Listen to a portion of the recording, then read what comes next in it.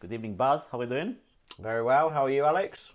I'm very good, sir. I'm very good. So, yeah, what a film for tonight, for this week's recommendation. Very interesting. We exactly, yeah, we have seen Drive My Car, which is the 2021 Best International Film winner at the Oscars. And at 3 hours long, is quite impressive. I didn't feel like it was that long. It's a Japanese film. Actually, the fun fact, just because you can afford to do it, when you have a 3 hours film, the credits for the film come up at minute 41. Did you notice that? Yes, I did notice that. Yeah. It's quite interesting that they put it, and you're thinking, whoa, is the film starting now? Yes. So it came so they can drop the credits anytime they want. But the film is really, really impressive, and there's a lot to unpack. So let's look at a quick clip now that introduces a couple of the important characters, and then we'll come back with what it's all about. Yeah. 本当は子供欲しかった？もう一度。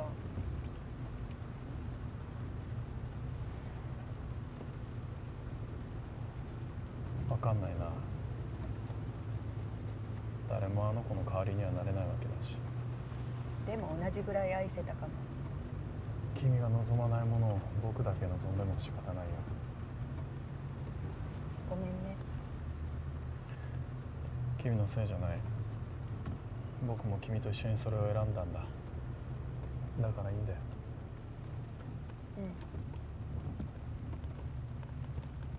私ね、あなたのことが本当に大好きなの。ありがとう。私、あなたで本当によかった。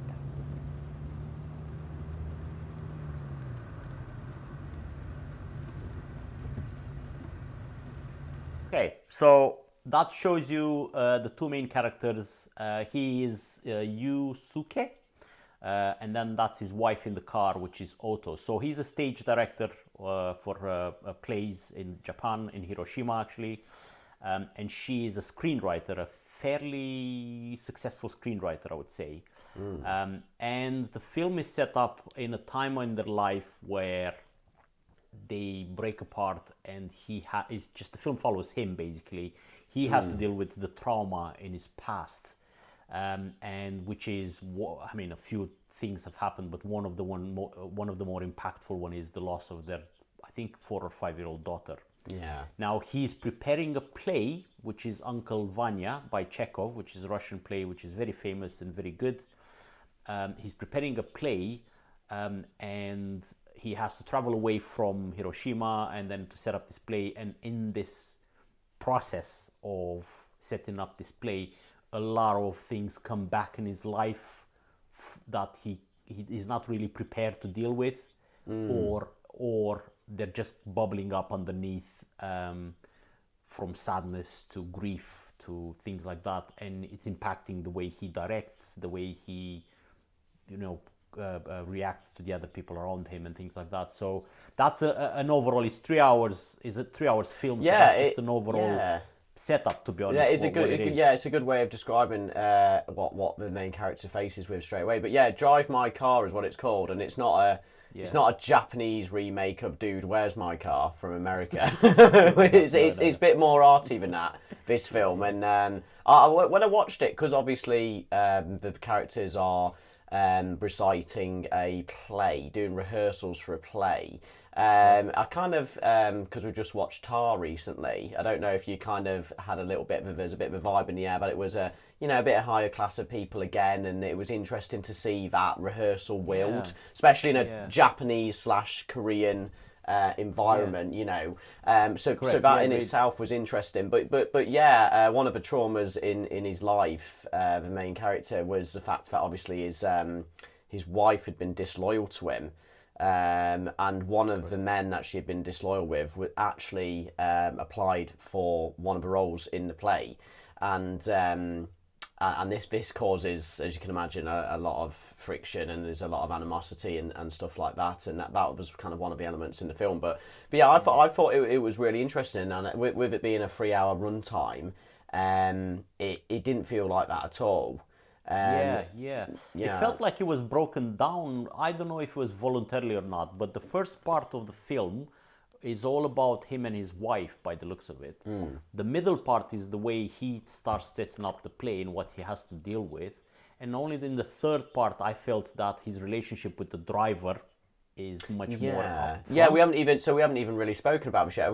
So he gets assigned a driver for a very peculiar Misaki is the name. Misaki, but for a very peculiar reason. It's an incident which isn't really told why or here or in great detail. But when he joins this studio to conduct the rehearsals, they say, "Oh, you have to have a driver because of an incident that's happened at the college or whatever." And it's this very young girl, I'd say probably 18, 19 or something. And she's obviously from a poorer background, but the chemistry between them two in the film is great, isn't it? Fantastic! It's fantastic. Yeah. And also, I mean, it's on so many levels this film works on. So I also felt that the real life acting, so when the characters are in real life as opposed to the play, they're much more toned down, much more subdued emotionally, even though there's a lot of stuff that can produce emotion to them, and they can, start crying and bursting into tears or shouting or screaming about what happened in their life. It's very subdued and toned down compared to when they're in the play. You see them much more animated as characters, which I think that's on purpose. Personally, I don't know what you think. I think they kind of wanted to make it more subtle when they're in their own person, didn't they? And then when they're enacting these parts, it kind of lets the rage out, doesn't it? Lets the passion and that scene in the car though with the two of them. The younger chap talking to the main character, correct. And they're having this kind of a bit cathartic almost. They're both telling it's like a confessional. It is actually. That's a good way of putting it. Yeah, a confession to each other, and I think up until that point, the main character, the older chap, has been a bit reluctant to talk to the younger guy but they're both retelling the same story.